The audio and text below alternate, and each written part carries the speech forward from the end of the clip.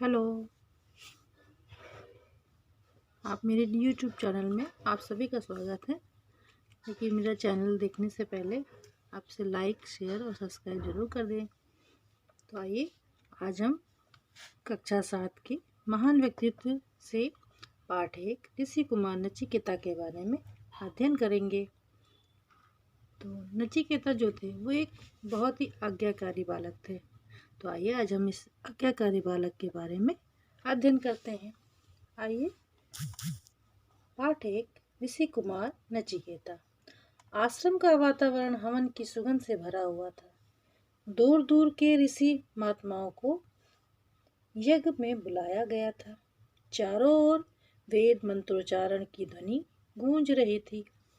यह विश्वजित यज्ञ था जो महर्षि वाजश्रवा के द्वारा कराया जा रहा था। कई दिनों तक यज्ञ चलता रहा।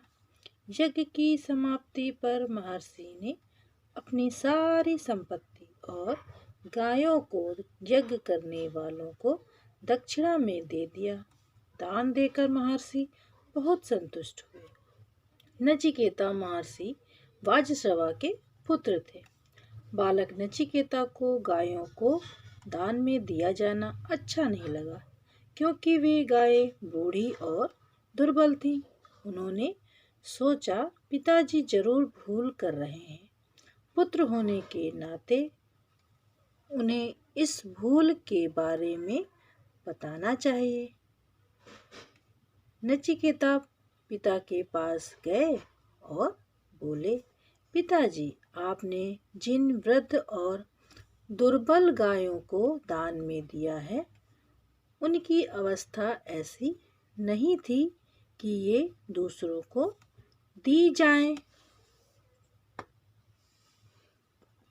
महर्षि बोले, मैंने प्रतिज्ञा की थी कि मैं अपनी सारी संपत्ति दान कर दूंगा। गाय भी मेरी संपत्ति थी। यदि मैं दान करना ना करता तो मेरा यज्ञ अधूरा रह जाता। नचिकेता ने कहा, मेरे विचार से दान में वही वस्तु देनी चाहिए जो उपयोगी हो तथा दूसरों के काम आ सके। फिर मैं तो आपका पुत्र हूँ, बताइए आप मुझे किसे देंगे?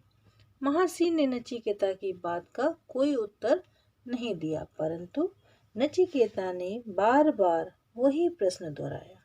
महर्षि को क्रोध आ गया।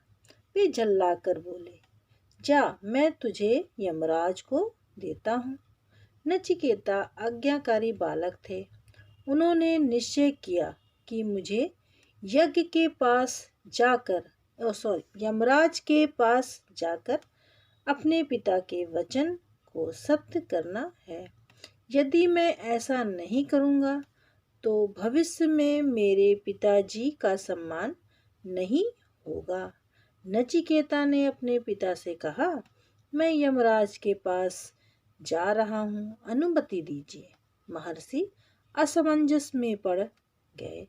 काफी सोच विचार के बाद उन्होंने हृदय को कठोर करके उसे यमराज के पास जाने की अनुमति दे दी। नचिकेता यमलोक पहुंच गए, परंतु यमराज वहां नहीं थे। यमराज के दूतों ने देखा कि नचिकेता का जीवन काल अभी पूरा नहीं हुआ है, इसलिए उसकी ओर किसी ने ध्यान नहीं दिया। लेकिन नचिकेता 3 दिनों तक यमलोक के द्वार पर बैठे रहे। चौथे दिन जब यमराज ने बालक नचिकेता को देखा तो परिचय पूछा। नचिकेता ने निर्भीक होकर विनम्रता से अपना परिचय दिया और यह भी बताया कि वह अपने पिताजी की आज्ञा से वहां आए हैं। यमराज ने सोचा कि यह पितृभक्त बालक मेरे यहाँ अतिथि है। मैंने और मेरे दूतों ने घर आए हुए इस अतिथि का सत्कार नहीं किया।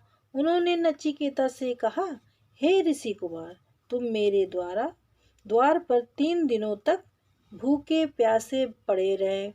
मुझसे 3 वर मांग लो।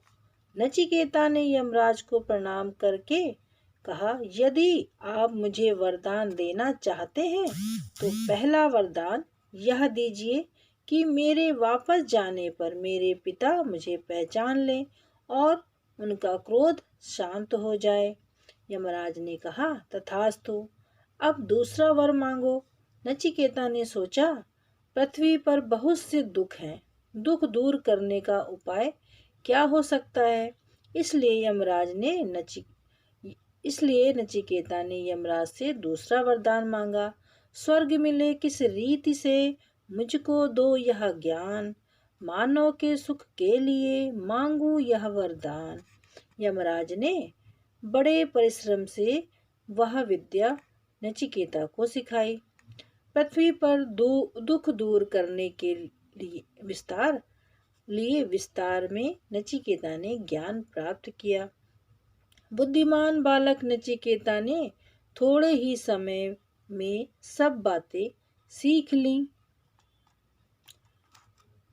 नचिकेता की एकाग्रता और सिद्धि देखकर यमराज बहुत प्रसन्न हुए। उन्होंने नचिकेता से तीसरा वरदान मांगने को कहा।